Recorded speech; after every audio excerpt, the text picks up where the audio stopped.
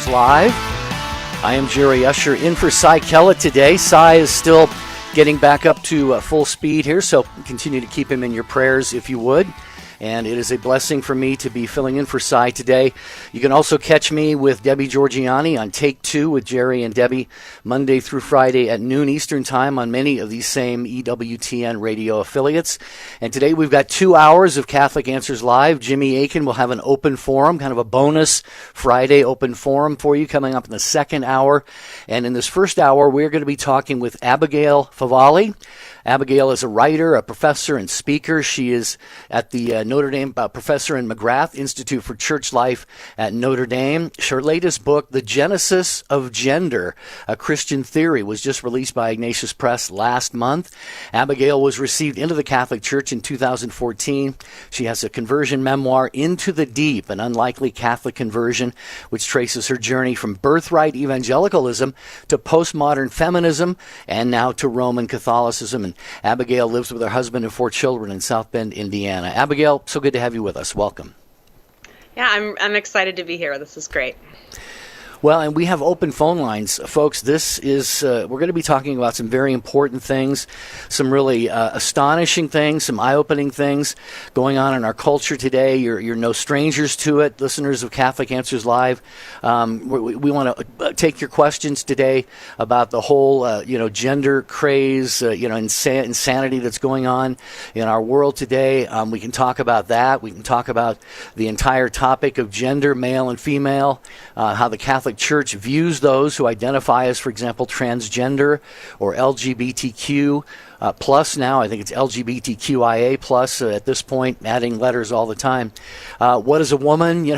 All of these things have been in the news, and we're going to talk about them with Abigail and with you, the listeners of Catholic Answers Live, at 888 318 7884 888 318-7884. Phone lines are wide open. Right now is the best time to call in. Abigail, if you can just give us a real Reader's Digest version of your conversion to Catholicism, I'd love to hear a little bit about it. Sure. Well, as you mentioned, I was raised evangelical, and I grew up in the Intermountain West, and I had a pretty typical evangelical upbringing, but when I went to college, I became really interested in feminism. Like most college students, I was beginning to think seriously about my identity and my vocation, and for me, I really wanted to better understand what it meant to be a woman, especially in a Christian understanding. And I felt this need to better understand my dignity as a woman, especially from a Christian perspective. And the more I studied feminism, the more I absorbed this implicit worldview that's dominant in feminist theory that I call a postmodern worldview, which is this idea that all meaning is created by human beings. And eventually, feminism kind of became my religion, and that was my dominant framework of seeing the world. And then fast forward, after graduate school and getting a PhD and emphasizing feminist studies, I became a mother for the first time, and that really rocked my world and kind of disrupted some of my feminist assumptions about things, just enough, I think, for God to really work on my heart. And then I pretty abruptly became Catholic. It's sort of a strange story. And I became Catholic while I still had some feminist questions and my feminist objections unresolved. And so it really took the first couple of years of being Catholic for me to have a real whole worldview shift, especially around the topic of gender and sexuality. And so now, as a Catholic, I try to bring some of my insider knowledge of gender studies to dialogue with that from a Catholic perspective and help people better understand the terrain of gender out there. Because, it is pretty confusing and changing all the time. Wow. Yeah, Abigail Favale is with us here on Catholic Answers Live. She is with the McGrath Institute for Church Life at Notre Dame, mother of 4 children, author of the book The Genesis of Gender, published last month, put out by Ignatius Press. If you have a question for Abigail, we got a couple of phone lines still open. Some are full and getting full faster at 888-318-7884. Almost slipped up and gave out the phone number from my show. This is Catholic Answers Live. I'm guest hosting for Cy Kellett, Jerry Usher here. 888-318-7884. Abigail, I mean, there is so much we could cover. It's hardly you hardly know where to start. But the entire topic of gender, male and female, has been. We're living through times right now. If you'd said to me, probably to you, probably to any sane person, 2 years ago, 3 years ago, 5 years ago, that we would be seeing what we're seeing right now and the confusion and all of that's being promoted and promulgated, we would have thought somebody was insane to say that. Talk about kind of how this has all unfolded in the last few years. Well, it seems very sudden, but some of the changes that we're seeing have been in the works for a very long time. So the concept of gender, and this is one of the things that I cover in the book, The Genesis of Gender. So one way in which I talk about the genesis of gender is tracing the development of the concept of gender over the 20th century. And then also talking about how what I call the gender paradigm compares with the Genesis paradigm. But in terms of the development of the concept of gender, the first person to use the term gender was John Money, psychologist and sexologist John Money in the 1950s. And he used it to articulate his theory of the malleability of our identity development in terms of whether one is a boy or a girl. So he had a very social constructionist view of development, and he thought that gender was entirely malleable for the first few years of life. And then he used the term gender to name that malleability instead of sex. And then feminist theory took that distinction between sex and gender, and that's how it really swept through the humanities, with the idea being that gender refers to the social and cultural expressions of sex, whereas sex refers to biology. Then in the 80s and 90s, feminist theory took a postmodern turn, and the work of Judith Butler gained prominence. And Butler was the first person to really argue that not only is gender a social construct, but sex itself, the way we think about male and female, that very categorization is in fact a social construct and not a matter of fact. And so that paved the way for what we're seeing now, which is almost a complete reversal of that classic gender feminist distinction or sex gender distinction, which was sex is biology, gender is social. Well, now we have this idea of gender identity, which is one's inner self perception. And that is real, right? That's perceived to be real and fixed. Whereas sex is assigned at birth. It's this arbitrary social imposition. So that's where we are today. And the word gender has come to mean what it means. And also, this is impacting kids. I mean, at the youngest of ages, Abigail, it's astonishing, really. It hardly seems possible they could be thinking up these things on their own, or this is just sort of spontaneously breaking out among young people. Are there influences upon them? And kind of a second part to that question is this sort of like a cool trend? I mean, kids see things like this happening and they say, oh, that would be cool to kind of go along with that. So that's kind of a two-part question. I hope that makes sense. Mm-hmm. Sure, yeah. So until the last few years, especially the last decade, there would be instances, very rare, of early onset childhood gender identity disorder or gender dysphoria. And typically, the vast majority of those cases of gender dysphoria would resolve through the process of puberty and adolescence. So almost 80% of that gender dysphoria would desist by the time those young people grew up. But now what we're seeing is a very different thing. We're seeing for the first time adolescent girls experiencing gender dysphoria in huge numbers.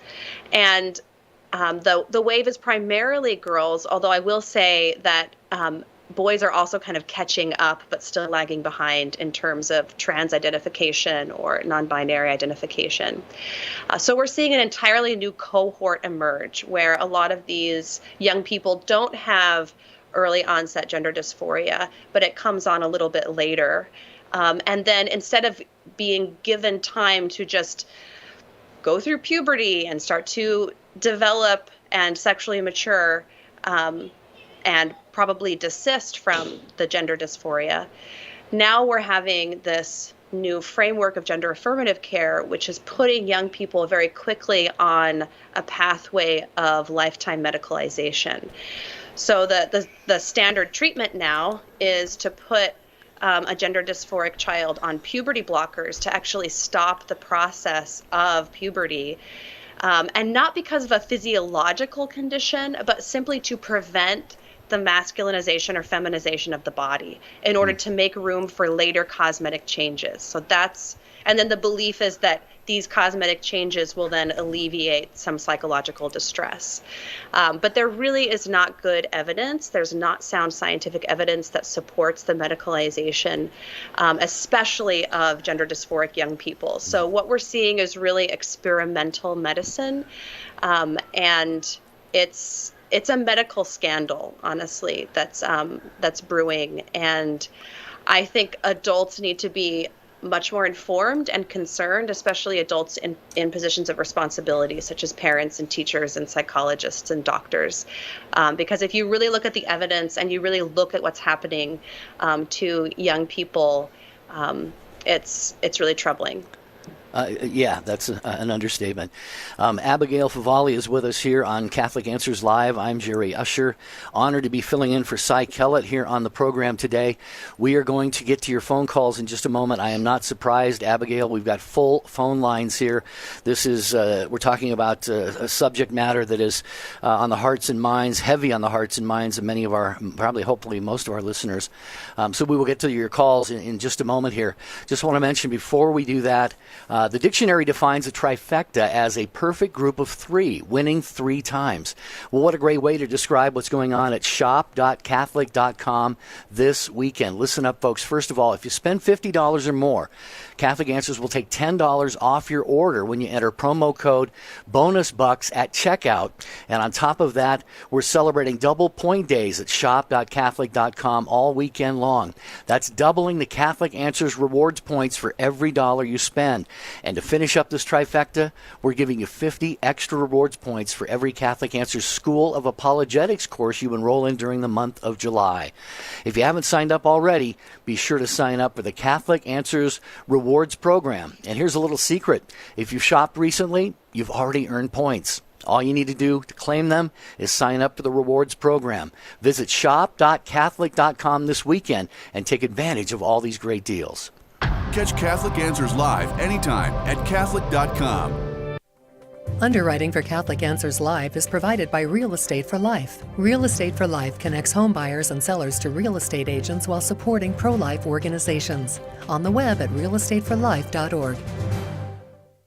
Are you a coffee drinker? If so, you can now enjoy a coffee roasted to perfection by the Carmelite monks of Wyoming. Delicious Mystic Monk coffee is roasted and prepared by monks in a hidden cloistered monastery and is available in over 25 varieties. All Mystic Monk coffees are works of perfection and labors of love. For more information on how to purchase Mystic Monk coffee, visit mysticmonkcoffee.com. That's mysticmonkcoffee.com. This is Raul Caro, founder of the JP2 Catholic Radio Network. Catholic radio promotes the sense of the personal encounter. A type of encounter found between a radio host and callers helps to soften up the heart and open it up to receive the word, which is the good news. As a result, hearts are transformed and lives are saved because of Catholic radio. The world needs EWTN Catholic Radio, now more than ever.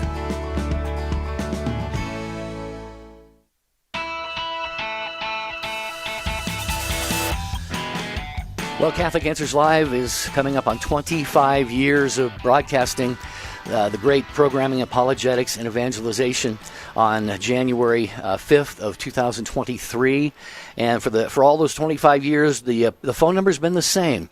And I was part of helping to pick out that phone number as the first host of this show, and I'm not talking about to highlight myself, but I was going to say we got the phone number 888-31-TRUTH for a reason. This program has been bringing you the truth about everything important in the church, spirituality, sacraments, faith lives, family life, all of that for coming up on 25 years.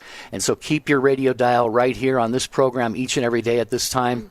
And our guest this hour is Abigail Favale. She is with the McGrath Institute for Church Life at Notre Dame, mother of 4. They live in South Bend, Indiana. And we are going to go to your phone calls here. Abigail's book, by the way, is the Genesis of Gender, a Christian Theory, published by Ignatius Press just last year. So thanks to those of you who are on the line. We will work our way through you as you called in, meaning Thomas is first in Warren, Michigan, listening on the Catholic Answers Live app. Hello, Thomas. Welcome. Hey, hello. Yeah. How can we help? So my question was in regards to a lot of the my friends will sometimes bring these up in discussions, but it's the whole gender is a spectrum kind of question. Like, I kind of understand that some people, like some men have a tendency to maybe like things that are culturally maybe more feminine, and some women like things are maybe more seen as masculine, like maybe some women like to go out and box or something, and that can be seen as more masculine. But they kind of say, like, oh, it can't stop there. You know, those are just cultural things, and it can keep going until, you know, there's no line.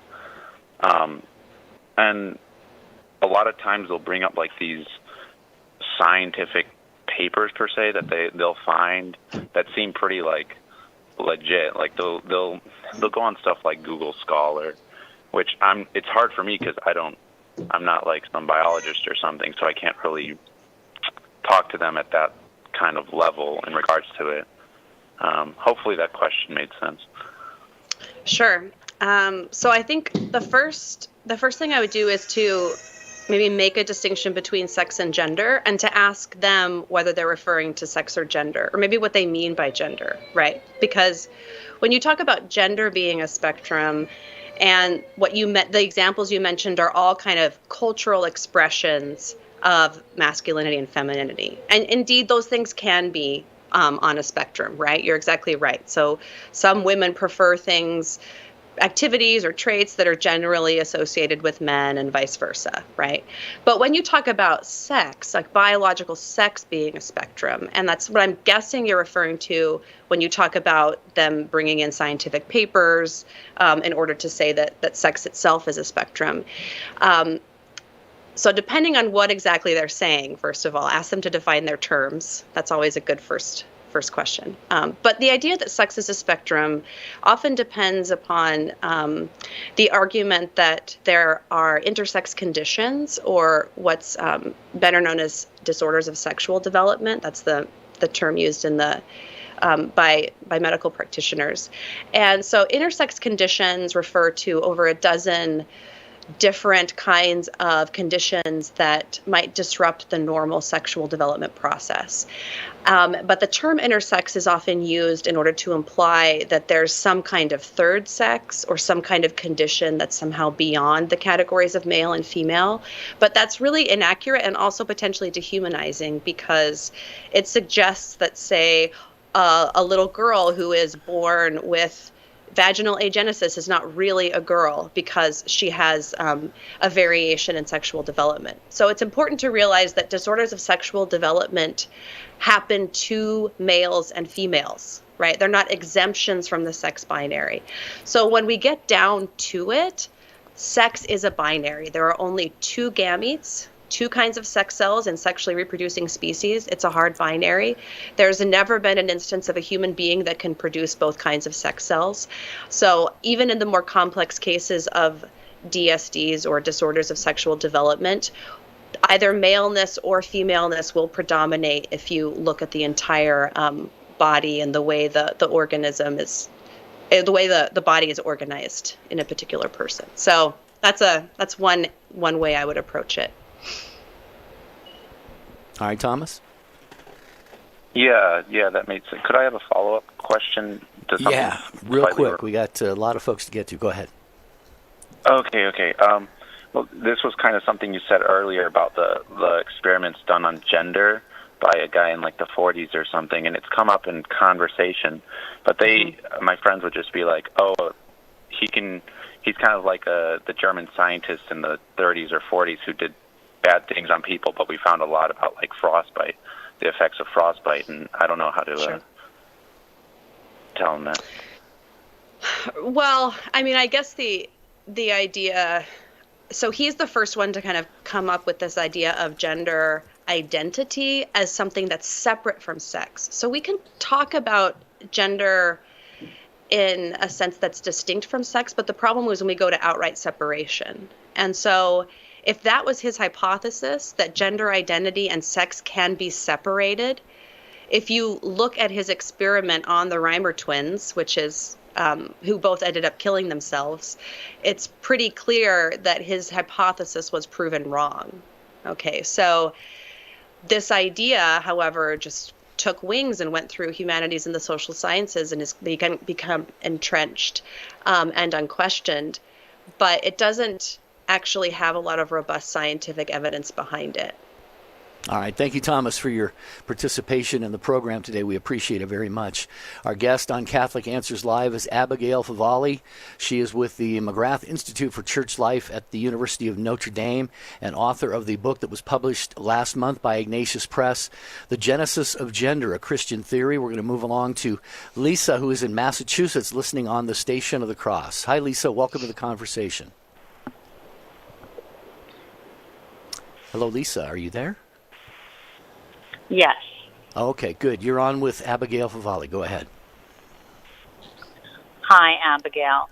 I have kind of a generalish question from more of a Catholic perspective as to how to deal with an adult child who is insisting that they are non-binary, although physiologically a woman, and she's refusing to be called by the name that her parents have named her, as well as be referred to as her, and won't have anything to do with the family unless her need of being called this name and being called they is met. And I'm not quite sure how about maintaining a relationship. Yeah, that's a really good question, and it's an incredibly difficult one, right? And a relationship does go two ways, right? So you can't completely control how another person will respond to boundaries that you set.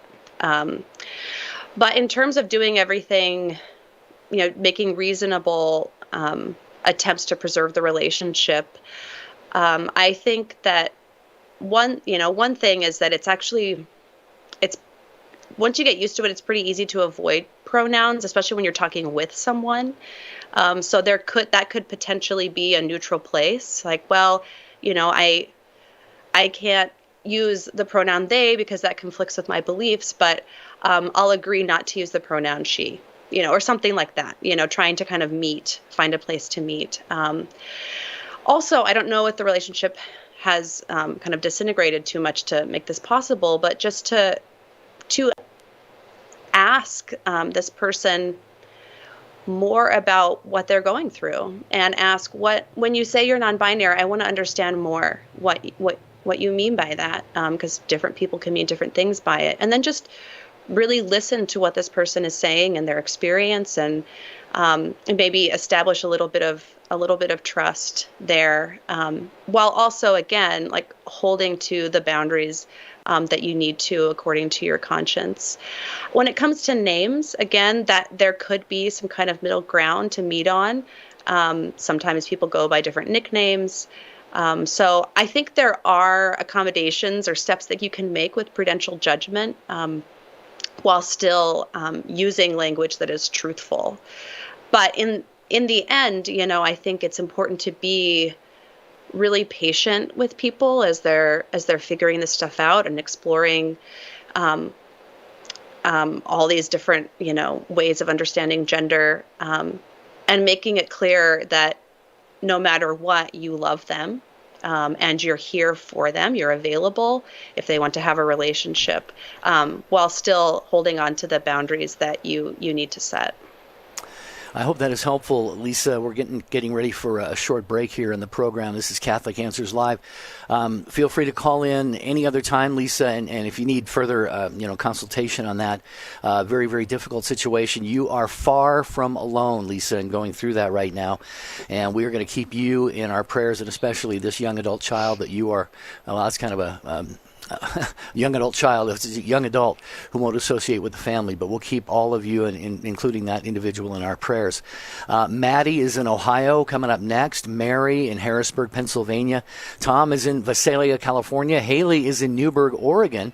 And we have a line open here today on Catholic Answers Live, talking with Abigail Favale, who is the author of The Genesis of Gender, a Christian Theory, about so many of the very wacky but still very serious things that are going on in our culture about gender and gender issues, and so many of our young people misidentifying or kind of going with the flow, if you will. So feel free to call 888-318-7884. Catholic Answers Live. Here's a question. Is it really possible to be friends with someone who died 2,000 years ago? Maybe the problem is that we've grown way too comfortable with the story of Jesus. Nice man, right? Taught us to love one another, said not to judge people. We celebrate his birthday every year. It's time to put away this small, safe version of Jesus, says Cy Kellett. Nobody that bland could have transformed the world. In A Teacher of Strange Things, Cy presents Jesus Christ undiluted by sentiment, with all his radical words and deeds uncensored. Do you know someone, your son or daughter perhaps, or maybe your mom or dad, who needs the friendship of Jesus Christ? Do you? Order your copy of A Teacher of Strange Things by visiting shop.catholic.com today or asking for it at a good Catholic bookstore near you. Can you defend the Church's teaching on the real presence of Christ in the Eucharist? Do you desire a deeper relationship with our Lord in the Blessed Sacrament? Join us September 22nd through 25th for the annual Catholic Answers Conference in San Diego. This year's theme is the Eucharist, I Am With You Always. Featuring all the Catholic Answers speakers and special guest Bishop Thomas Paprocki, use promo code EARLY to save $50 when you register at CatholicAnswersConference.com. Want to know more about the origins of the Catholic Church? Joe Heschmeyer explores the beginnings of Christianity in The Early Church Was the Catholic Church. Joe digs deep into the words and actions of those who lived right after the apostles to refute anti-Catholic claims of how the faith was lived back then. Order your copy of The Early Church Was the Catholic Church today at shop.catholic.com or get it at a good Catholic bookstore near you. Matt Swaim here. Monday on the Sunrise Morning Show, we'll discuss the dramatic conversion and heroic witness of St. Camillus de Lillis, plus all the latest news, weather, sports, and more. Now back to Catholic Answers Live.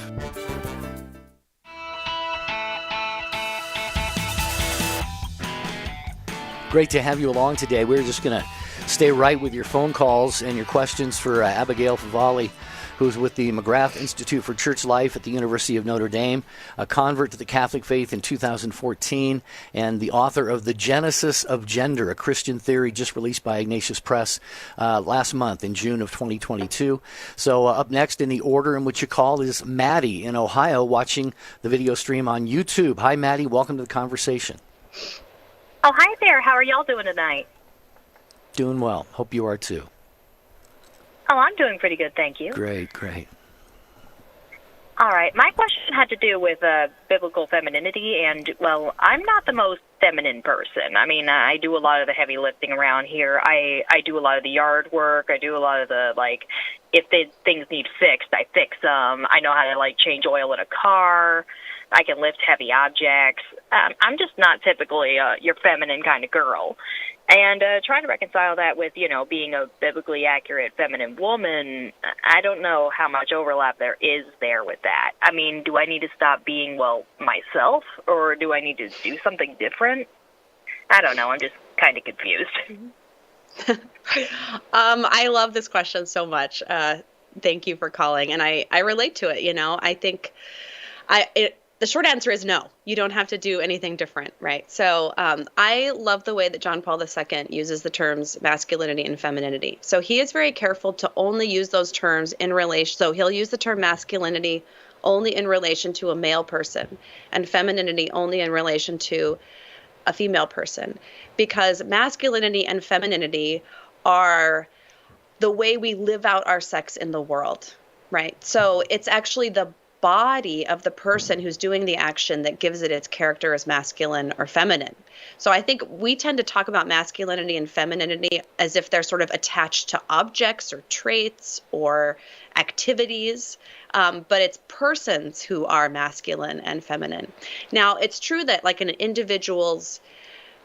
one individual woman's femininity might bear more resemblance to, say, a typical kind of masculinity in her particular culture. But that doesn't mean it's not feminine. So I would say when you're changing the oil in the car, you're doing a feminine action because you're a woman who's doing it, right? So I think we need to ground our understanding of masculinity and femininity in embodiment. And then there's freedom in how we choose to live out and answer the vocation to love in the world as men and women. Any follow-up, Maddie, on that? I think that makes sense. Because, I do, do stuff around the church and stuff like that. Like, I sing in choir and stuff. So that makes sense. Good. Glad that we could help you with that and hopefully bring you a greater sense of peace of mind than hopefully you already had. Feel free to call back the program anytime, Maddie. We appreciate you joining us at 888-318-7884. 888-31-TRUTH. You are calling in to talk to Abigail Favale, who is the author of the recently released book from Ignatius Press, The Genesis of Gender, a Christian Theory. And following Maddie is Mary, who is in Harrisburg, Pennsylvania, listening on Alexa. Hi, Mary. Welcome to the program. Hi, Jerry. Dr. Favale, I am so thrilled to speak with you. I never heard of you before today, but I can relate to the feminist background and then coming into the church, and your answer to Maddie was beautiful. Whatever she does, she is innately feminine. She is who she is. Anyway, that aside, I have a son in a Catholic university. He's very much theology of the body minded. He grew up with that. He has I still say I'm a feminist, but I say I'm a feminist in that you look at the complementarity of the two genders to promote both and see each equal, but putting forth the value of each. But anyway, the thing that I'm wondering about, since he's been really his views aren't accepted in this Catholic university very much because he's just so theology of the body minded, and it seems like if you don't go with current culture that you just are it's the cancel culture kind of thing. But it's really odd that he's in a Catholic university.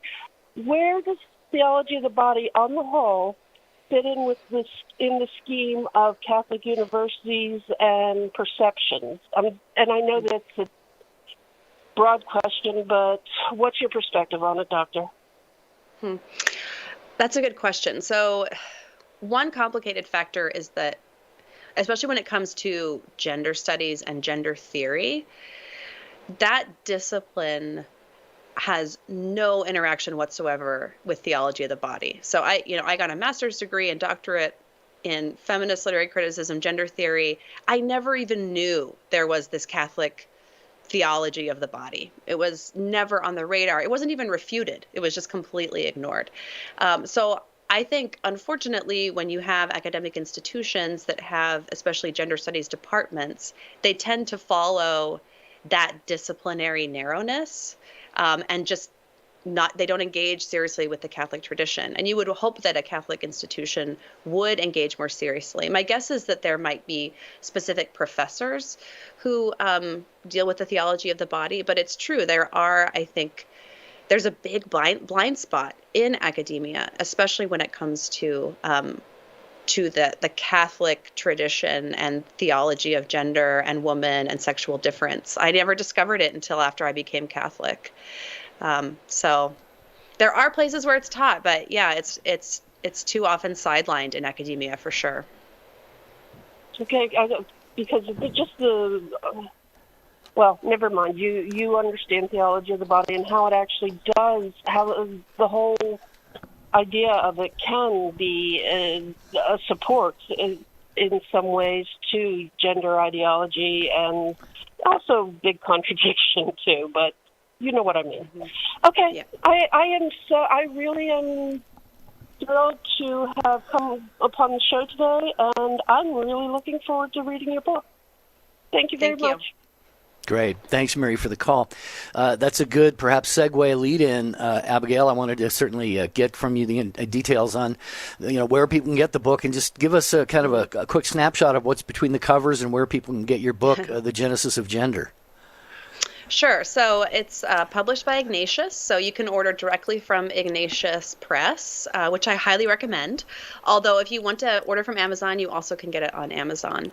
And The Genesis of Gender basically gives an overview of how the conversation about gender became so confused, and also how it connects to the feminist movement and the widespread acceptance of contraception in our culture. So one of the arguments I make is that as our culture embraced contraception, that really shifted our understanding of what it means to be a man or a woman. So our understanding of manhood and womanhood shifted away from procreative potential to things like appearance and behavior and roles.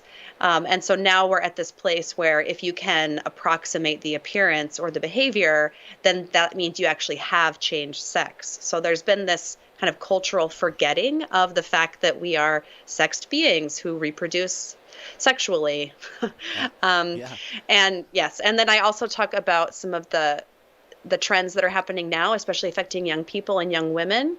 And then I also articulate what the understanding of gender is according to Genesis, or more specifically, according to a Christian worldview and a Christian understanding of the human person. Beautiful. Well, I am more than happy to encourage our listeners to get any book that's talked about on this program. But dear friends, those of you who are listening right now, I was going to say, especially if you have kids, but even if you don't, these issues are, threatening to transform our culture in a very horrific way. And so I really, really, really want you to get a hold of Abigail's book, The Genesis of Gender, A Christian Theory. Ignatius.com is Ignatius Press's website, Ignatius.com. Or if you do your commerce on Amazon, you will find the book there as well. Again, The Genesis of Gender, A Christian Theory. Okay, back to the calls to Visalia, California. Tom, watching on YouTube today. Hi, Tom. Welcome. Hi, thank you for having me on, guys. Thanks for your patience. I love listening to the program. My question, if I may plug myself real quick, I just started up a new YouTube channel called Speak Boldly, and we're trying to address a lot of the issues of Christianity and different forms of Christianity. I'm fallen in love with the Catholic Church. I'm a Protestant by upbringing. My question for you, because I may broach this subject of genders with people I may have on discussions, and I'd like to create a discussion format instead of a debate format, so that we can try to have a healthy conversation. Do you guys have any advice for me on healthy ways to approach the opposition in regards to the biblical context? Well, I think whenever you're dialoguing with someone who disagrees, I think it's helpful to see if you can identify shared values, and then, so in other words, common ground, but then also that will help clarify where you differ. And also digging into, I think, underlying presuppositions, underlying worldview presuppositions. This is something I think that's a real problem in discussions around gender, because people just talk in slogans. They're like, gender is a spectrum, trans women are women, but no one's actually really defining terms. And so, what is gender, or what is your understanding of a human being, or, do you think there is innate meaning to anything, right? So those kind of deeper worldview questions, I think, would be important to ask. And then, apply the principle of charity, like try to understand the opponent's viewpoint in its most substantive and strongest form. So hopefully you can find someone who can come from a place of goodwill and who's willing to dialogue with you. Really good, especially the last part. Thank you very much for the insight. Oh, you're welcome, Tom. Thanks for joining the conversation today, which will continue in a moment. Haley in Newberg, Oregon, hold on. You are going to be next. We have Patricia in Leesburg, Virginia. Patricia also in Pennsylvania. And a room on an open phone line for you to get into this discussion with Dr. Abigail Favale. And we're talking about her book, newly released by Ignatius Press, The Genesis of Gender, A Christian Theory, just published and put out last month. So it's hot off the press, and you need to get yourself a copy at Ignatius.com. But before we go back to the calls, I want to get back to something very, very important, and that is Catholic Answers trifecta opportunity going on. The dictionary defines a trifecta as a perfect group of three, winning 3 times. And what a great way to describe what's going on at shop.catholic.com this weekend, folks. This weekend, take advantage of this. First of all, when you spend $50 or more, we'll take $10 off your order when you enter promo code BONUSBUCKS at checkout. And on top of that, Catholic Answers is celebrating double point days at shop.catholic.com all weekend long. That's doubling the Catholic Answers reward points for every dollar you spend. And to finish up this trifecta, we're giving you 50 extra rewards points for every Catholic Answers School of Apologetics course you enroll in during the month of July. So if you haven't signed up yet, be sure to do so for the Catholic Answers Rewards Program. And a little bit of a secret, if you've shopped already recently, you've already earned points. All you need to do to claim them is sign up for the Rewards Program. Visit shop.catholic.com this weekend and take advantage of all these great deals. This is Archbishop Paul Coakley of the Archdiocese of Oklahoma City, and you're listening to Catholic Answers Live. Do you love praying for people? Have you ever wanted to use your gift of prayer to share Jesus with others and build up the body of Christ? Start a public prayer station with St. Paul Street Evangelization. Listen to people's needs, pray with them, or invite them to meet you at church. St. Paul Street Evangelization can help you get started. Find out how at streetevangelization.com. That's streetevangelization.com. This is Conversations with Consequences, where we delve deeper into issues affecting our church, our country, and our core, the family. As Catholics, we need to be informed, aware, and able to talk through some of the tough topics that we're facing in our culture and in our world. Conversations with Consequences gives us the tools to do so. It's not enough to pray. We have to be a light for the world. Conversations with Consequences, tomorrow at 5 p.m. Eastern on EWTN Radio.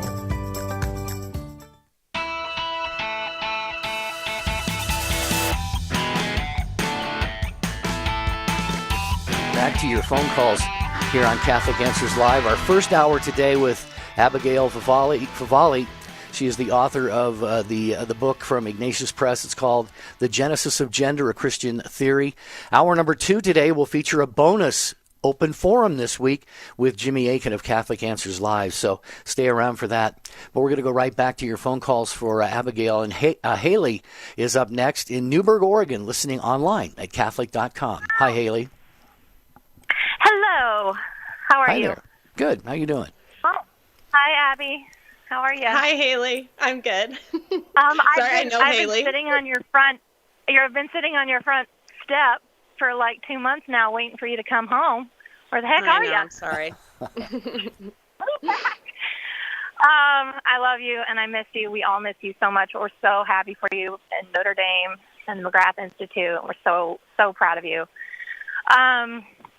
I'm curious, in 2019, in June 2019, the Vatican published its first document addressing the boundaries of gender in the church institutions, and we're just wondering how that's been received and what's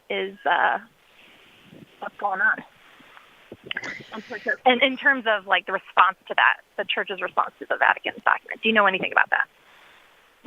So are you talking about which document are you talking about? The man and woman he created them? Yeah. Yeah, I mean, what's interesting about the Catholic Church is a big ship that moves slowly through history, right? And this is such a rapidly changing phenomenon. So a lot of dioceses right now are coming up with policies or doctrinal statements in order to respond to what's happening, especially in schools, which I think in general is a good move, although I think there are, better and worse sort of ways to approach it. But there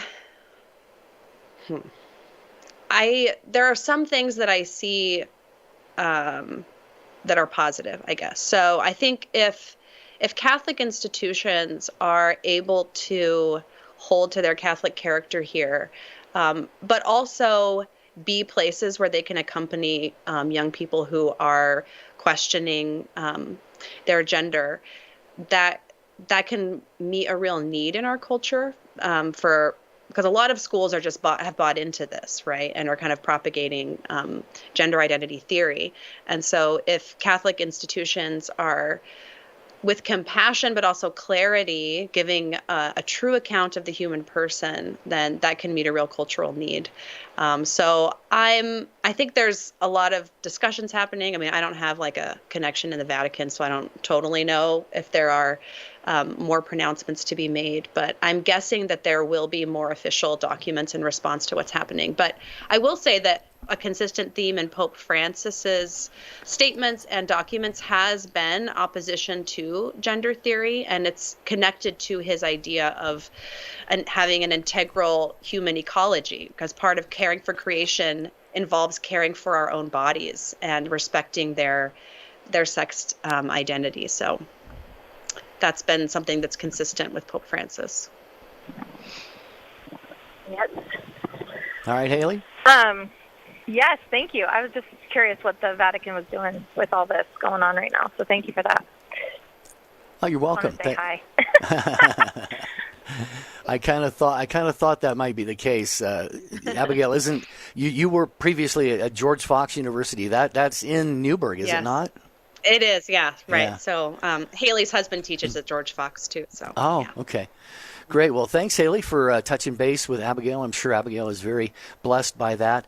We have a couple of Patricias on the line. The first one is in Leesburg, Virginia, listening on the EWTN app. Hi, Patricia. How are you? Doing okay. Glad you called. Yes, thank you. Your last answer was a great lead-in to my question. What, in your opinion, should the Catholic diocese, particularly in the United States and Catholic parishes, do to support families who are facing this issue within their families?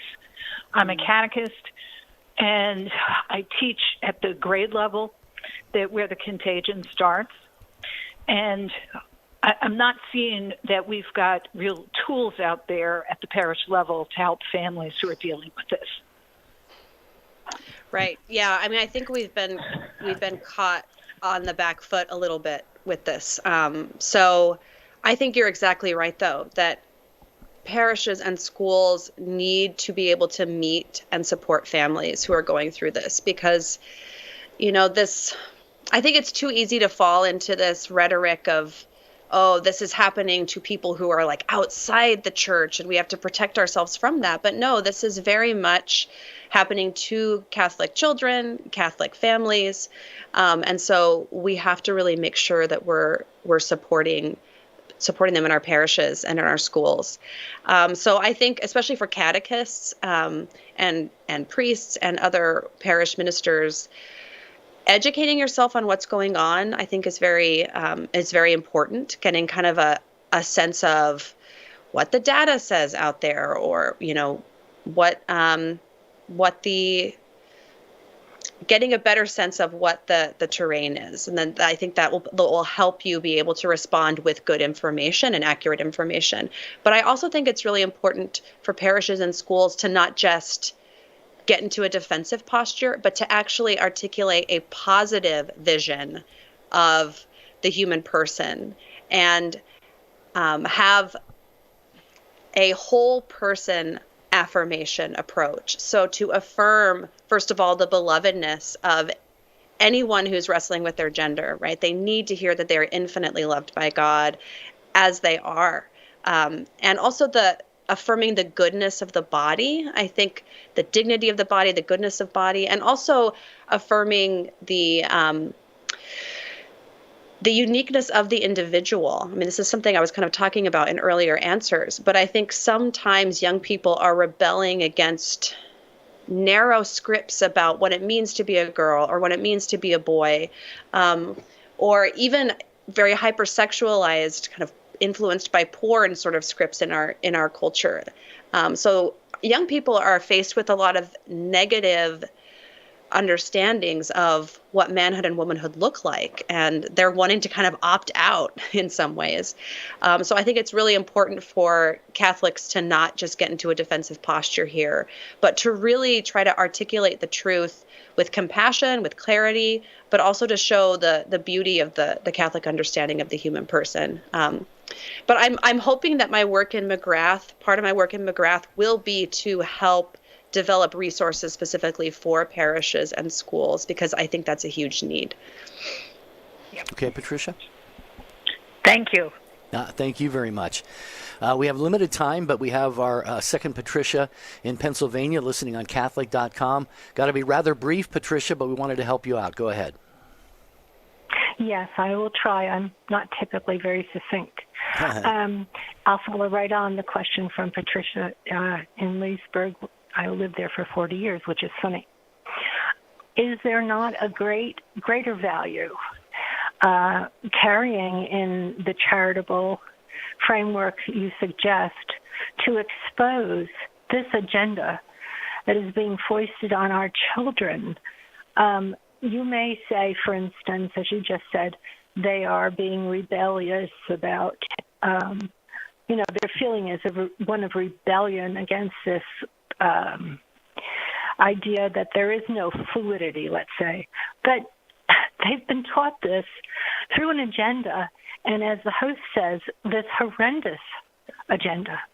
Can it not be an even keel here that we can approach this, not just to not be defensive, but also to expose the agenda that's being foisted on us? It's just...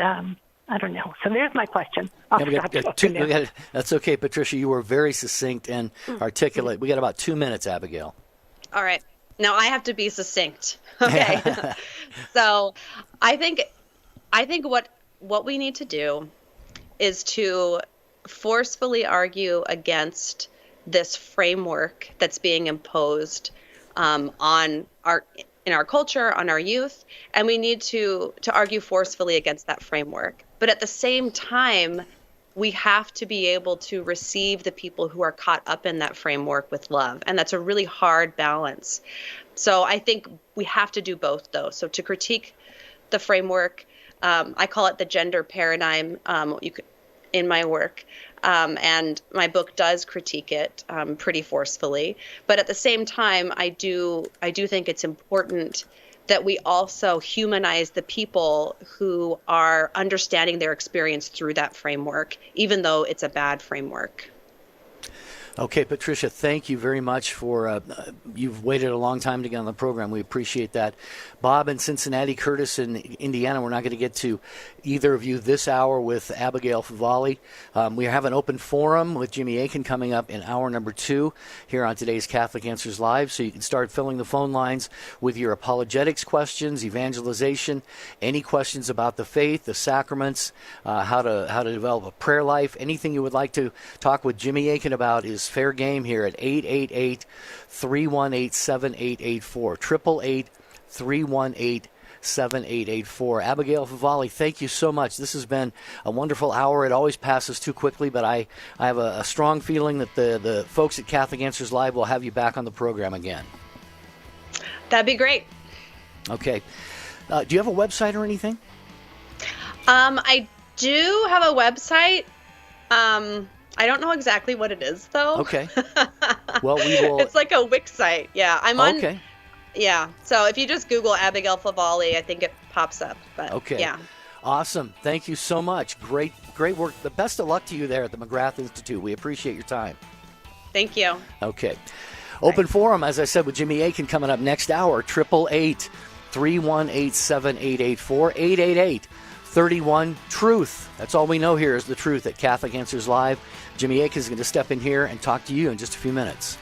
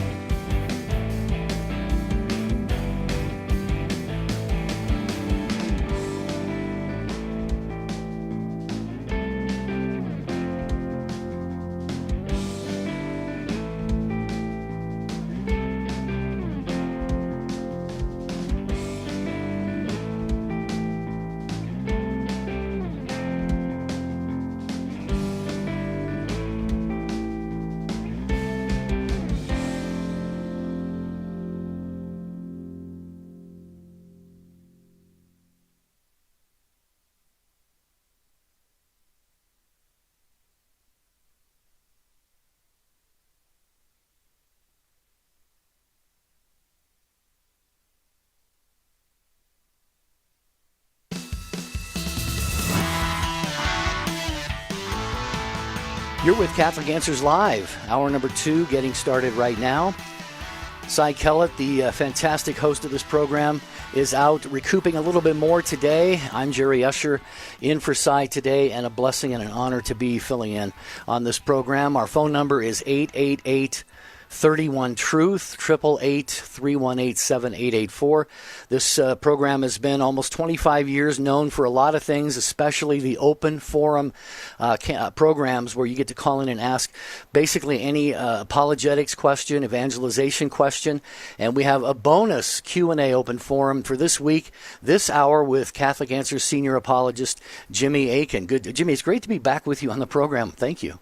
Yeah, likewise. Always great to have you on the show, Jerry. For listeners who may not be aware, you were the original host of Catholic Answers Live, so this is kind of a homecoming. It is. It's always a real joy to be filling in, especially for Cy, who I think just does such an amazing job. We are going to take your phone calls on the faith at 888-318-7884. I don't get a chance to... Oh, go ahead. Also, generally, when I'm on, people can ask just about anything. So science, philosophy, doesn't have to be directly about the faith. Oh, yeah, of course. Yeah, that makes a lot of sense. You're probably the most well-rounded apologist I know, not just about the faith, Jimmy, but like you said, about a lot of other things. In fact, you've got your mysterious world. Anything shaking your mysterious world these days? Yeah, well, today's Friday, so we have a brand new episode out, as always, and this week we're looking at a religious mystery. In the Old Testament, the high priest had a couple of objects that were known as the Urim and Thummim, or as Americans say, the Urim and Thummim. And you could go to the high priest and ask a question, and he would ask God the question on your behalf, and the answer would come back through the Urim and Thummim. And so we see this process happening in the Old Testament, but we're not told a lot about it because they knew what the Urim and Thummim were. They knew how they worked. They knew how the high priest used them. And so they don't talk about those aspects of it. And so it's a bit of a detective story this week, looking at the text in the Old Testament to see the clues that we can figure out from the text about exactly what the Urim and Thummim were and how they worked. Okay, do people just do a search for that, Jimmy Akin's Mysterious World, or? Yeah, it's found in any podcast directory. It's also at my YouTube channel, youtube.com/Jimmy Akin, where we have a video version, and people can also go to mysterious.fm. Okay. Great. Well, so it's an open forum today, 888-318-7884. Without further delay, let's go to your phone calls. Max is in Bloomfield, Michigan, listening on the best website in the world, Catholic.com. Hi, Max. Hi. How's it going? Pretty well. How are you? Doing well. How are you guys? Good. I really appreciate Catholic Answers and all the work you guys do. Great. Thank you. What's your question, Max? All right. So basically in Genesis, Satan tempts Adam and Eve to commit original sin. My question was, if Satan hadn't tempted Adam and Eve, could they still have sinned without that stain of original sin? Well, they had free will, and it was free will of a type that would allow them either to sin or not to sin. And so they could have, hypothetically, on their own, chosen to sin. But because they didn't have the damage that's been done to human nature by original sin, they wouldn't have had the disordered desires that we do. So they wouldn't have had the inbuilt temptation to sin. And so without an external force tricking Eve, it would have been less likely that they would have chosen on their own to sin. And so having an outside push towards sin is something that that definitely played a role here, and it might or might not have happened without that external push. Okay, so it still would have been possible, just less likely. That's how I would read it, based on the theological principles. Yes. Okay, awesome. Thank you so much. That answers my question. Great. No problem. Thank you, Max, for joining us. We're going to go from Bloomfield, Michigan to Miami. Daniel is listening on the Catholic Answers Live app today. Hello, Daniel. Welcome to the program. Hi. Yeah, I have a question because yesterday was the 3rd anniversary of my wife's death. Oh, I'm so sorry to hear that. It was almost 30 years. We almost reached 30 years. And anyway, I'm suffering from this mental illness called prolonged grief disorder, which basically means I'm living every day for the past 3 years as if she just died yesterday. And it's something that causes me great pain. I can't believe I have to say this, but something that Jesus said, that after death, we're no longer married, and that breaks my heart. Is there a better way of reading that? Well, so I very much sympathize with your situation. I lost my own wife. My wife died 30 years ago, and we had been married for about 4 years. And so, it was a very unexpected death. It was something that she was only sick for a very short period of time. And it happened very suddenly and at a very early stage in life. So I'm very sorry to hear of your wife's passing. I'm glad that you got almost 30 years together. That's wonderful. And no matter when the death of a spouse occurs, it is very hard, and it can be very hard to recover. But as Christians, we have the knowledge that this life is not the end. Of death is not the end of things. So your wife is still real. She still exists. She's still spiritually alive. Presumably she's with God at this point, and you'll have the opportunity to see her again in the next life. So rather than looking at this as a permanent loss, you might want to think of it as she's on a trip. And eventually I'll go to be with her, and we'll be united and be together again, and we'll be even more in love then than we were in this life. So the best is yet to come. As St. Paul says, the sufferings of this life, which are very real, they're not worth comparing to the glory that God has in store for us. And part of that glory is being reunited with our loved ones. And so rather than look at it as this is just a terrible permanent loss, think of it as this is just a pause. My wife is on a trip. I need to go in the future, and I'll catch up with her, and then we'll be reunited together again, and we'll be even more in love than we were in this life, because we won't have the distractions of this life, like the damage that's been caused to us by original sin. We'll be able to love each other purely and in an elevated way that really isn't possible in this life.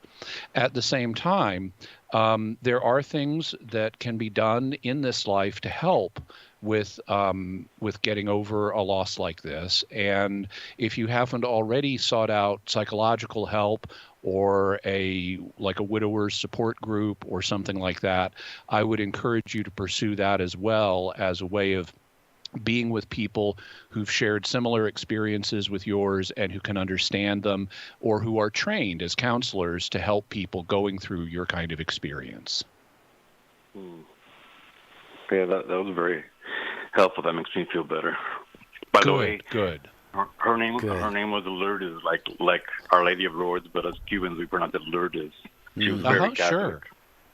Well, let's ask everyone in the audience to say a prayer, both for Lourdes and for you, and for everyone who's going through similar situations. Okay, thank you very much. You really helped. Thank you very much. Thank you, Daniel. All right, that's a blessing to hear, Daniel. Thank you. And as Jimmy said, lots of prayers going up for Lourdes and for you as well. This is Catholic Answers Live on this Friday. It is an open forum Q&A for this hour with Jimmy Akin, Senior Apologist at Catholic Answers Live. And we're going to go back to the phones in just a minute. They are pretty full right now. Daniel's line might be available for you there at 888-318-7884. Before we take more calls, I just want to mention something we've been been trying to impress upon you here last hour and now this hour, and that is what the dictionary defines as a trifecta, is a perfect group of three, winning three times. And what a great way to describe what's going on at shop.catholic.com over this weekend. First of all, if you spend $50 or more, we'll take $10 off your order when you enter promo code BONUSBUCKS at checkout. On top of that, we're celebrating double point days at shop.catholic.com all weekend long, and that's doubling the Catholic Answers rewards points for every dollar you spend. And to finish up this trifecta, we're giving you 50 extra rewards points for every Catholic Answers School of Apologetics course you enroll in during the month of July. If you haven't signed up already, be sure to do so for the Catholic Answers rewards program. And here's a little bit of an added incentive, perhaps. If you've shopped recently and you've already earned points, all you need to do is to claim them, is sign up for the rewards program. Visit shop.catholic.com this weekend and take advantage of all these great deals. Miss a show? Make sure to catch up by downloading the podcast, available online at Catholic.com. Underwriting for Catholic Answers Live is provided by Real Estate for Life. Real Estate for Life connects homebuyers and sellers to real estate agents while supporting pro-life organizations. On the web at realestateforlife.org. EWTN, teaching the truth. I did not grow up religious. This morning, as I was chaotically driving around looking for a COVID testing site, I actually saw your radio station on somebody's car in front of me. Something told me to listen up, and so I switched up to the station and just started listening. And now here I am on the phone talking to you guys.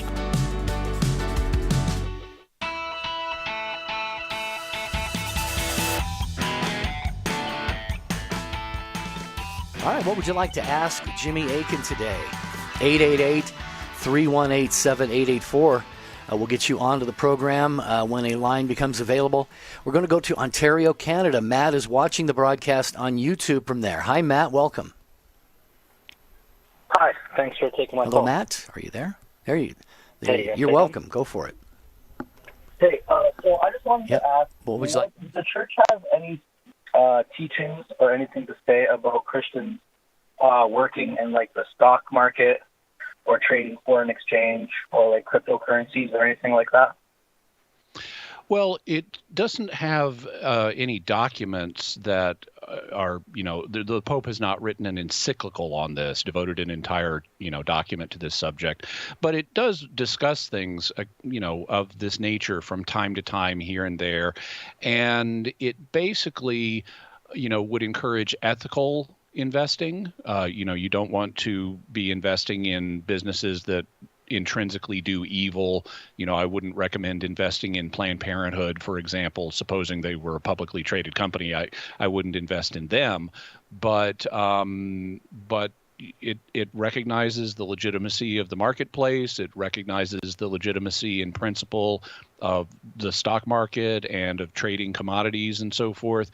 And so there's nothing, and there's also no difference in principle with crypto trading and things like that. So these are all legitimate enterprises in and of themselves. You just want to do your best to use your funds in a way that promotes good in the world rather than investing in things that are intrinsically evil. Okay, great. All right. Thanks, Matt. Good to hear from you in Ontario, Canada. Not too far away from there, Trevor is in Michigan listening on Sirius XM 130. Hello, Trevor. Welcome. Hi. Thanks for taking my call. Mm-hmm. Go right ahead. I'm actually a Protestant listening to your channel, and I was thankful for the opportunity to ask a question about Ephesians 2:8 and 9. I've studied that verse a lot as a Protestant, but I wanted to hear the Catholic take on the interpretation of that verse. Specifically, since it says, "For it's by grace you've been saved through faith, not of yourselves. It's a gift of God, so that no one can boast. Not of works, so no one can boast." I understand from the Protestant perspective that salvation is a gift of grace that we accept and can't work for. But I also understand in James that it says that faith without works is dead. So to us, faith begins the journey, and then works is evidence that you have begun that journey. I just wanted to get your perspective on the topic of salvation. Okay. Well, so there's not a single Catholic understanding of these particular verses. The Church has certain principles that it articulates regarding justification and faith and works, but then it leaves the interpretation of individual passages up to exegetes to determine. So I can tell you what I make of those verses. I would also point out that even though the phrase faith alone, or by faith alone, in Latin sola fide, became a kind of rallying cry for the Protestant movement, it can be perfectly acceptable from a Catholic perspective. We just have to make sure we're talking about the right kind of faith. Now, in James uses the term faith to refer to intellectual agreement to the truths of Christian doctrine, like there is a God. And James acknowledges that that kind of faith, just mere intellectual assent to the truths of Christian doctrine, that will not save you. James indicates that when he says, so you believe, he's talking to an imaginary interlocutor, and he says, so you believe that God is one. You do well. So do the demons, and yet they still shudder at the prospect of God's wrath, because the demons know that God is one, but that knowledge, that intellectual assent to that truth of Christian doctrine, that doesn't save them. So you need more, you need faith that is more than just intellectual agreement with Christian teaching. And the kind of faith we need is something that St. Paul discusses in Galatians chapter 5, where he says that neither circumcision nor uncircumcision counts for anything in Christ. What does count, he says, is faith working through love. So if you have faith that is combined with the virtue of charity or love, then that kind of faith will save you. And in Catholic theology, there's a special term for that kind of faith. It's referred to as formed faith, meaning faith that is informed by charity.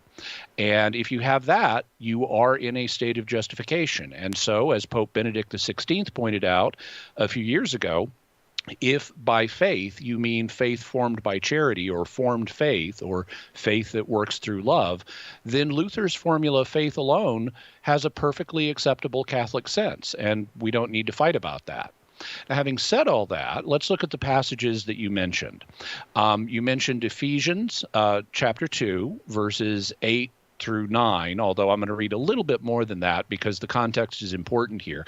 One of the things you discover when you read St. Paul is he often connects works to the law of Moses. He does this in Romans, and he does this in Galatians, which are his two book-length discussions of this subject. It's very prominent in Romans. It's very prominent in Galatians. And that really gives us the broader context that we need to understand what Paul is talking about when he just uses the phrase works. He talks about things like circumcision and things like that, actions done in obedience to the Mosaic law. And he's responding, of course, to the controversy that we read about in the book of Acts. We also read about it in Galatians too. But the controversy where some first century Jewish Christians said, unless you're circumcised, unless you become a Jew and keep the law of Moses, then you cannot be saved. And so they thought that Gentiles needed to become Jews in order to be Christians and be saved. And St. Paul was very much against that. And he, in Romans and Galatians, he argues at length against that position. And it appears that most of the time, when Paul uses the word works and doesn't further qualify it, he doesn't say good works, he just says works. He's talking about these works of the Mosaic law. So with that as background information, we start reading in Ephesians 2:8, and Paul says, "For by grace you have been saved through faith," meaning, of course, faith in Christ. "This is not your own doing, it is a gift of God." Okay, so far so good. How did we get this gift? Well, he says in verse 9, it's not because of works. And knowing that he normally means actions done to obey the Mosaic law by works, that's how we would ordinarily understand this. So we don't get this gift from God by doing works of the Mosaic law. And then he says, lest any man should boast. And boasting is a very interesting concept in St. Paul. He discusses it several times in the book of Romans, and he doesn't mean what you might think. He doesn't mean being arrogant and boasting in an arrogant way, because he talks about Jewish people boasting in the law. That's not boasting in themselves. They're boasting about, hey, I'm a Jew, I've got the Mosaic law, how great the Mosaic law is. It's God's own law from the creator of the universe. So Jewish people boast in the law, but St. Paul indicates that Christians boast in Christ. So we talk about how great Christ is instead. And so our initial hypothesis that works, when it's not qualified, would mean works of the Mosaic law fits here. Paul is saying we don't get this gift because of works of the Mosaic law, lest any man should boast. Because if it were by works of the Mosaic law, then a Jewish person could boast about the Mosaic law and say, this is what puts me right with God. How awesome that Mosaic law is. And then Paul continues in verse 10, and he says, for we are his workmanship, created in Christ Jesus for good works, which God prepared beforehand that we should walk in them. And so the fact he now, having spoken negatively of the role of works without qualification, he now introduces the parallel but different concept of good works, and says God does want us to do those. And then, continuing on one more verse, he says, therefore, remember, and the fact he uses therefore indicates that this is a continuation of the same subject. Therefore, remember that at one time you Gentiles in the flesh, called the uncircumcision by what is called the circumcision, which is made in the flesh by hands, remember that you were at that time separated from Christ, alienated from the commonwealth of Israel, and strangers to the covenants of promise, having no hope and without God in the world.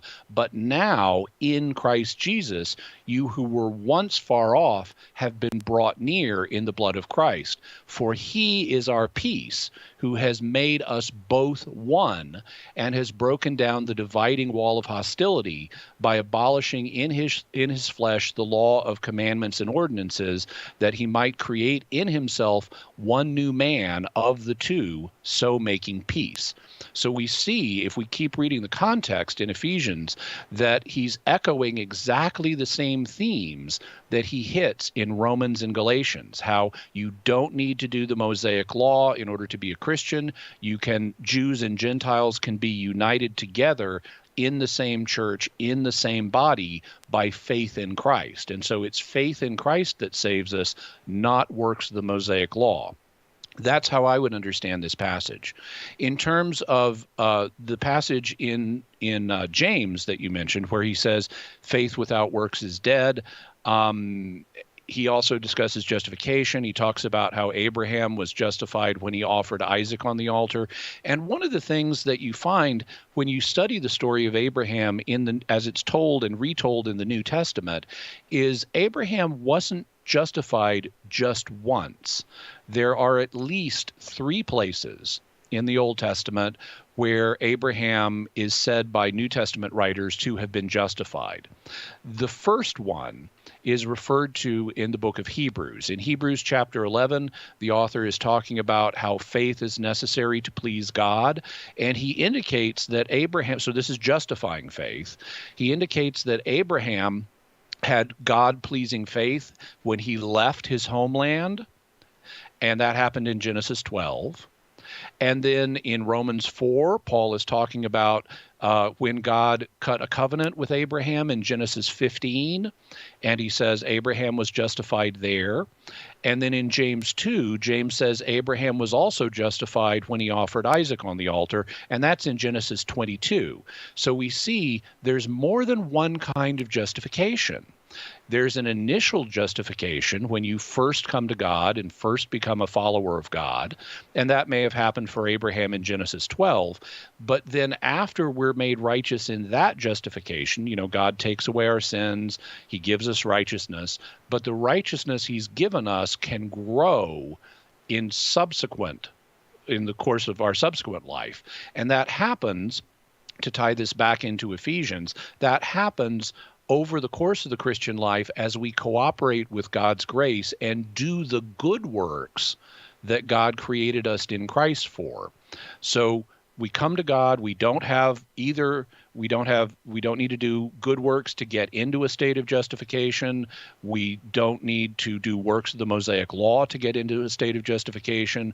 But once we're initially justified, we grow in justification. And there's a little bit more to say, so I'll say it on the other side of the break. All right, Trevor, hold on if you can. Ethan, you too. Appreciate the patience of all of you. Dan and Emma and Ryan and Dennis. It's Catholic Answers Live, a bonus Q&A open forum with Jimmy Akin today on Catholic Answers Live. I am Jerry Usher in for Cy Kellett today. And as Jimmy said, we'll continue on the other side of this short break. Here's a question. Is it really possible to be friends with someone who died 2,000 years ago? Maybe the problem is that we've grown way too comfortable with the story of Jesus. Nice man, right? Taught us to love one another, said not to judge people. We celebrate his birthday every year. It's time to put away this small, safe version of Jesus, says Cy Kellett. Nobody that bland could have transformed the world. In A Teacher of Strange Things, Cy presents Jesus Christ undiluted by sentiment, with all his radical words and deeds uncensored. Do you know someone, your son or daughter perhaps, or maybe your mom or dad, who needs the friendship of Jesus Christ? Do you? Order your copy of A Teacher of Strange Things by visiting shop.catholic.com today or asking for it at a good Catholic bookstore near you. Have you enrolled in the Catholic Answers School of Apologetics? Let me ask you a more important question. Do you believe as a Catholic that you have an obligation to share the Catholic faith? In fact, the Church has answered this question, and the answer is that all confirmed Catholics are obliged to share the faith. It's actually in canon law. Catholic Answers is here to help you fulfill that obligation. Our School of Apologetics courses will equip you to help all the people you come in contact with understand what the Church teaches and why. A great place to start is with all the Catholics in your life. Learn the art of apologetics from the best of the best and start sharing the gospel today. Visit schoolofapologetics.com. That's schoolofapologetics.com. Did you know you can access Catholic Answers Live right from your phone or other mobile device? Download the Catholic Answers Live app today. The Catholic Answers Live app, available now on iOS and Android. Matt Swaim here. Monday on the Sunrise Morning Show, we'll discuss the dramatic conversion and heroic witness of St. Camillus de Lillis, plus all the latest news, weather, sports, and more. Now back to Catholic Answers Live.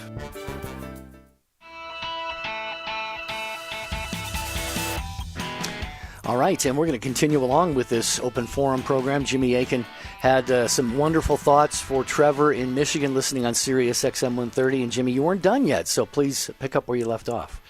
Yeah, so there's an initial justification that happens at the beginning of the Christian life where God forgives our sins and gives us the gift of righteousness.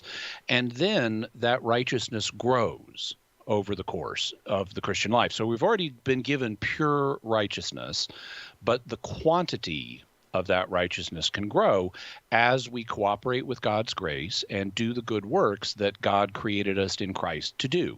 So good works are a fruit of our initial justification. They don't cause initial justification. We don't do good works to get into a state of justification. They flow from the state of justification. And that's how the Catholic Church understands the justification of Abraham when he offered Isaac. When the Council of Trent quotes the line from James 2 that faith that we're justified by works and not by faith alone, it's in the section of its document on growth in justification. Trent actually says that neither faith nor works helps us get into justification, but good works can, as we cooperate with God's grace, we grow in righteousness, and so it does help with what could be called ongoing justification. And so that's a basic sketch of how all this works. In terms of what James means when he says faith without works is dead, he's talking about intellectual assent. That's what he means by faith. And intellectual assent alone is not going to save you. So you need more than that. You need faith that works by love. And on that, Paul and James would be in agreement. So that's a general sketch of how I'd approach these passages. I've written about this rather extensively. I have a book called The Drama of Salvation, where I go into a great deal of depth on the subject. I also have a shorter work called 20 Answers, Faith and Works. And Trevor, if you'd like them and you'll stay on the line, we'll get your address and send them to you. Well, that'd be great. I appreciate it. Thank you. All right. No problem. Awesome. Not only a great on-air answer, but some great resources coming your way. Compliments of Jimmy Akin and Catholic Answers Live. Thank you, Trevor, for your time today.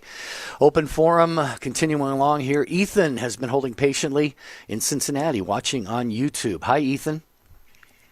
Hey, God bless Jimmy Akin. God bless you too.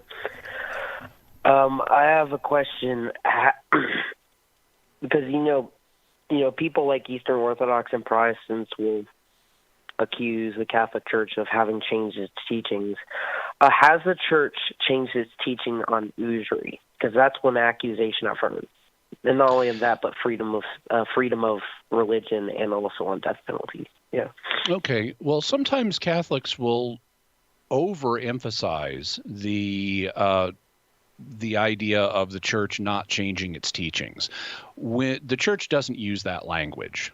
If you do searches, and I have done them, if you do electronic searches of the Catechism and the Vatican website and things like that, you will not find passages that say the Church's teaching never changes. That's not the language the Church uses. Now, there is a legitimate sense in which that's true, that, infallibly defined teachings of the Church, those don't ever change. They can be supplemented, they can be clarified, but they're never reversed. They're irreformable, to use a fancy word. But non-infallible teachings can change. And so we want to be a little careful about what we describe as changeless. We don't want to exaggerate it and make it sound like there's no change or that there's less change than there actually is.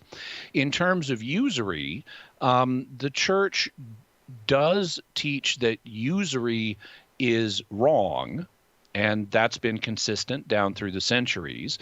But what counts as usury is something that has undergone doctrinal development. Originally, before the modern economy existed, people had the idea that this was what's known as a mercantilist economy. But in a mercantile economy, people operating in that environment don't take account of the fact that wealth can be created. The economy is understood as somebody wins and somebody loses, as opposed to if we cooperate, we can create new wealth and expand the supply of goods and services. And so if you're in a zero-sum game where in order for someone to win, somebody else has to lose, if that's the way you're thinking about economics, then it would be immoral to take any interest on a loan, because if I loan you $10 and I demand $1 of interest, you've got to pay me back $11. That seems unfair. And in a mercantilist economy where you're not really generating new wealth, or you're not thinking about that fact, that seems blatantly unfair. And so an early understanding of usury was that it was any taking of interest. But over the course of time, our understanding of the economy got more refined, and we entered into a different kind of economy where we realized, okay, if I loan you $10, I'm depriving myself of that $10, and you get to use it to go do something that will benefit you. Like, say, invest it, and then you can make some money, or buy a tool that you need to do your job, and then you can make money. And so it can be reasonable to compensate me for the time I didn't have that money because I loaned it to you. And so the church came to realize that not all taking of interest is usurious. The church still condemns usury, and presumably today that would mean something like taking excessive interest, taking too much interest on a loan, so that good isn't actually promoted. But as long as it's reasonable interest, the church doesn't have a problem with it. You also mentioned religious liberty, and there's something similar on that. The church has always held that we have a moral obligation to believe in God, objectively speaking, but the church has, through doctrinal development, has recognized that it's also always recognized that nobody should be forced to the faith against their will. But over the course of time, as society has changed through doctrinal development, the church has realized that socially, in terms of what the state should do, the state should not use its authority to compel people to particular religious solutions. And so it acknowledges a civil religious liberty, even though before God we all have the same obligations to believe in Him, objectively speaking. So again, it's doctrinal development. It's not a reversal. It preserves the core principles from the historic teaching, but it has a more nuanced understanding of their application. How's that, Ethan? Yeah, that makes a lot of sense. Yeah, that makes a lot of sense. It's just like, I think a lot of it comes from people don't understand how the magisterium works and all that kind of stuff. You know what I mean? Mm-hmm. Exactly, and I have a whole book on that called Teaching with Authority. Maybe we can send Ethan a copy of that. All right, hang on the line there, Ethan. Jimmy Akin is feeling like it's Christmas here at Catholic Answers Live. Give it away. Oh, you should hear Cy Kellett. He gives stuff away all the time. I do. I listen to the program. I think it's fantastic, though. So Trevor in Michigan, Ethan in Cincinnati, getting some free resources. I don't want to encourage those of you who are listening to call in just because you might get a free resource. You may, who knows. But you're going to get a great answer from Jimmy Akin on your apologetics question at 888-318-7884. Dan is next in St. Louis watching on YouTube. Hello, Dan. Hello. Jimmy, good to be talking to you. Thank you. What's your question? I have a quick question about what our Lord said, our Lord Jesus. We can't sugarcoat the things that He says. We have to take it for what it is. He said that many are called, but few are chosen. And my understanding of that is many are called to follow Him and His laws and to get to heaven to be with Him. But few are chosen, meaning most don't follow His laws and Him, therefore they go to hell and not heaven. Are we to take that to mean that most or much of the world, including this current world that we're living in, will go to hell instead of heaven because most don't follow Him and don't follow His laws? Well, that is a possible reading of the verse, but it's not the only possible reading. For one thing, we're not living in the same world that Jesus did.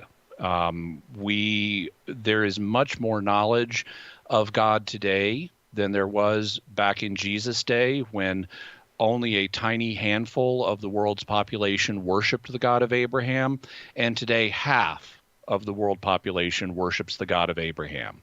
We also can't say that just because someone doesn't worship the God of Abraham that they're going to be automatically lost. St. Paul in the first century points out how Gentiles who do not know God's law, they don't know the law of Moses, they don't worship the God of Abraham, but they still have God's law written on their hearts, and he says that their consciences may excuse them on the day when God judges men's secrets. So they may find that they're doing okay, even before God, because they did His will based on what was in their hearts, even though they didn't have a conscious, explicit knowledge of him. In terms of the specific verse, many are called but few are chosen, that's something, I think your initial interpretation of it is correct. In the ministry of Christ, the gospel message was preached to many people, and comparatively few people responded to it. Many more people heard it than actually became followers of Jesus. But when you go beyond that to the implications of, oh, therefore all of these people are damned, or even beyond that to most of humanity is damned, or most of humanity today is damned, that's where it starts to get shakier. I think your initial understanding is correct, that during Jesus' ministry, many people did not respond to the gospel and comparatively few did. But that, when we start reading further implications into that, it becomes much dicier. There's an article that's online that I would suggest you read. It's by the late Cardinal Avery Dulles, Dulles, and it's called The Population of Hell. And he has a very thoughtful review of the biblical data, and his conclusion is that the exact proportion has not, of people who will or won't be saved, has not been revealed to us. That's something we have to leave in God's hands and just focus on the task ahead of us, which is living the Christian life and evangelizing others. How's that, Dan? Okay. All right. Thank you very much, Jimmy. Thank you. You're welcome. You came to the right place, Dan. So did Emma and Ryan and Dennis and the others. We're going to get to as many of you as possible here on this Open Forum Q&A Friday with Jimmy Akin of Catholic Answers Live. Just want to mention one more time today, you get busy on the weekends. We understand that, but there also hopefully is a little bit of downtime for you. And use some of that downtime this weekend to go to shop.catholic.com. You know, it's a great way to describe what's going on. That is a trifecta, a perfect group of three, or winning three times. That's what the dictionary says about trifecta. And we've got three amazing things going on at shop.catholic.com this weekend. First of all, if you spend $50 or more, we'll take $10 off your order when you enter promo code BONUSBUCKS at checkout.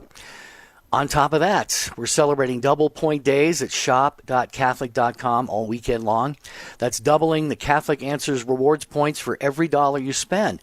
And to finish up this trifecta, we're giving you 50 extra rewards points for every Catholic Answers School of Apologetics course that you enroll in during the month of July. Now, if you haven't signed up already, be sure to do so and get involved in the Catholic Answers rewards program. And a little bit of an inside information here. If you've shopped recently, you've already earned points. All you need to do to claim them is sign up for the rewards program. Visit shop.catholic.com this weekend and take advantage of all these great deals. There's only one Catholic Answers Live.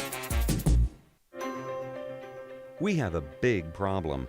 Our culture is dying, and souls are in danger of being lost. The answer is conversion to Jesus Christ in His church. St. Paul Street Evangelization is a Catholic organization, and we have hundreds of teams spreading the good news throughout the country. But we need your help. The harvest is great, but the laborers are few. Find out more and get involved today at streetevangelization.com. That's streetevangelization.com.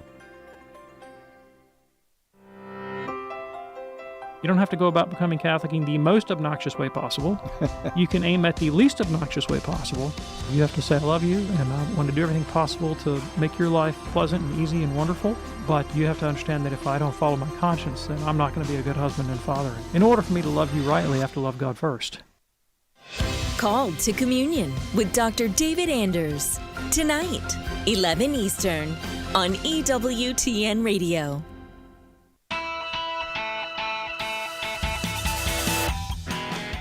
Well, we're glad you all have called and are listening today, and we appreciate your patience as you wait on the line. You can, of course, listen to the program as you're waiting on hold. That's a great feature there, so you're not missing anything. But now we're going to get some more of you on the air with Jimmy Akin today on our bonus Friday Q&A Open Forum. Next is Emma in Hayden, Idaho, listening on the EWTN app. Hello, Emma. Hello. I have a quick question. Why did Mary say in Luke 1:47, "My God and my Savior"? And, you know, if she's perfect, does she need a Savior? Yeah, because otherwise she would have fallen into original sin just like the rest of us.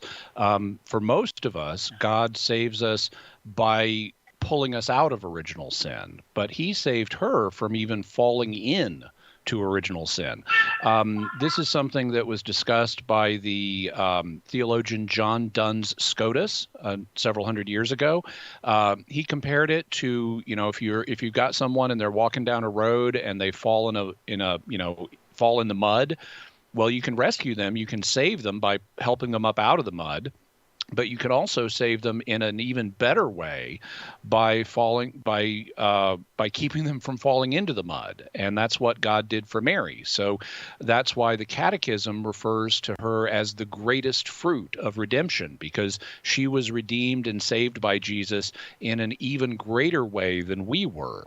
So that's definitely, he definitely is her Savior in that great way.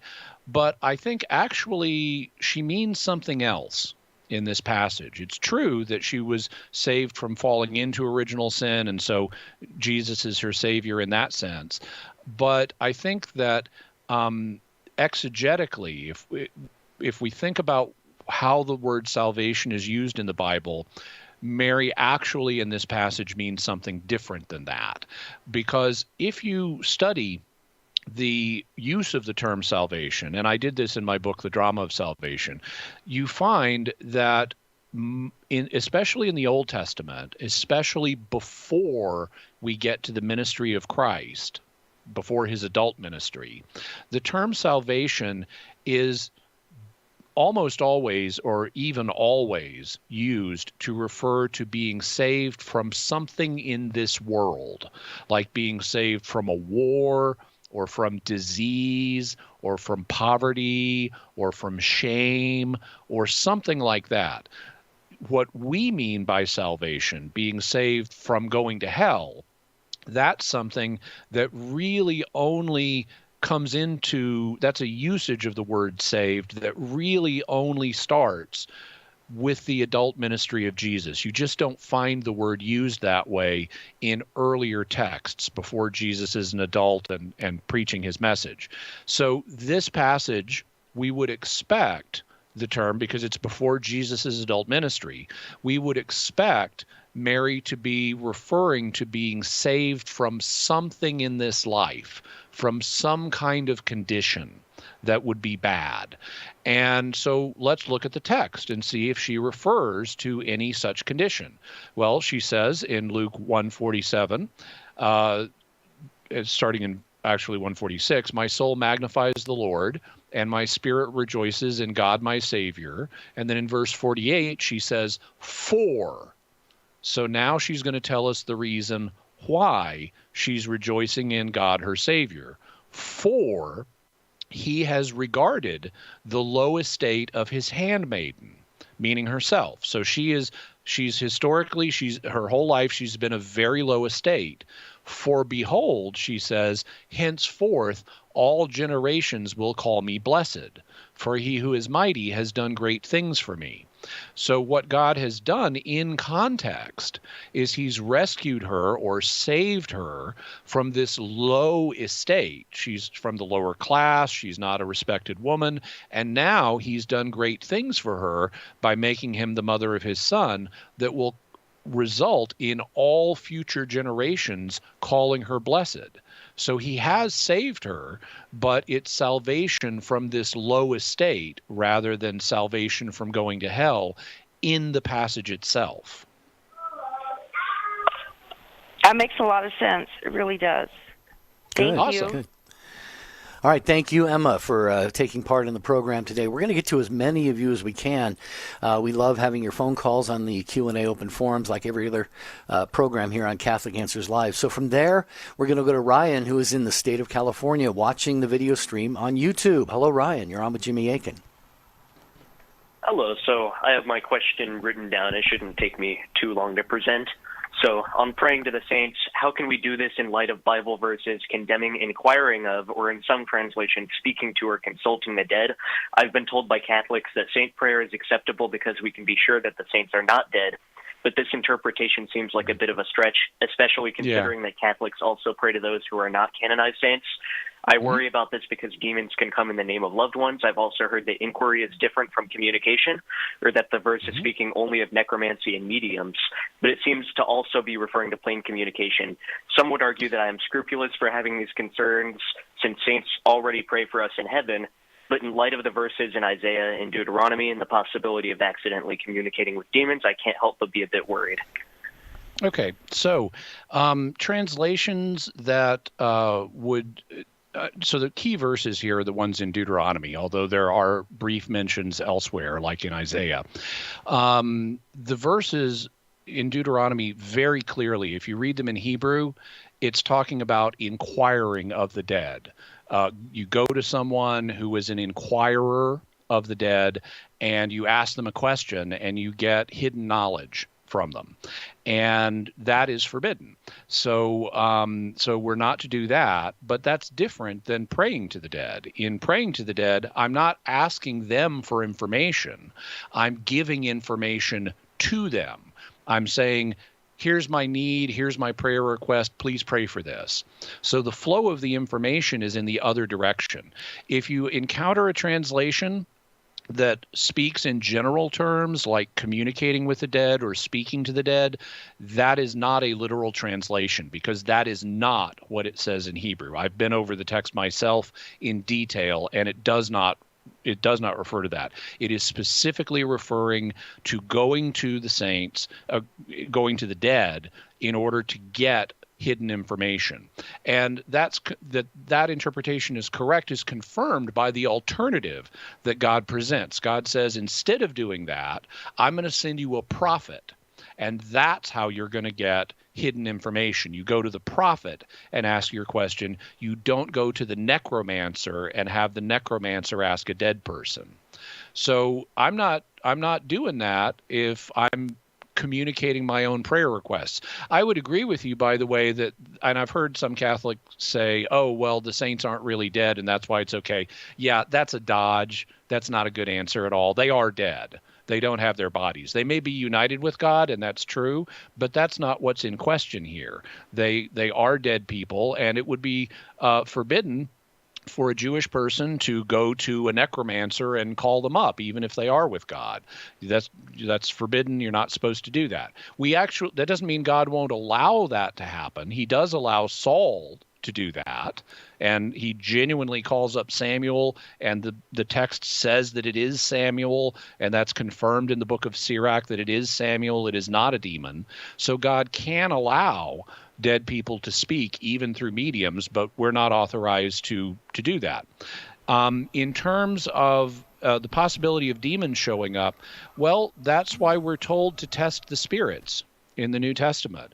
We're told we shouldn't believe every spirit that says it's come in Christ's name. Instead, we should test them and see if they are. And there are different ways of doing that. But that tells us we're not supposed to be afraid of this. The Christian prophets, for example, if they have an angelic spirit or a human spirit show up to them and say, hey, I've got some stuff I want to tell you. Okay, that's fine, but they should test the spirit. They shouldn't automatically trust it, because it might be a demon, but the mere possibility it might be a demon is not enough to stop to just not listen to the spirit. St. Paul says, in the case of prophecy, don't quench the spirit, don't despise prophecies, but test everything and hold fast to what is good. So if you have someone who's receiving a private revelation, then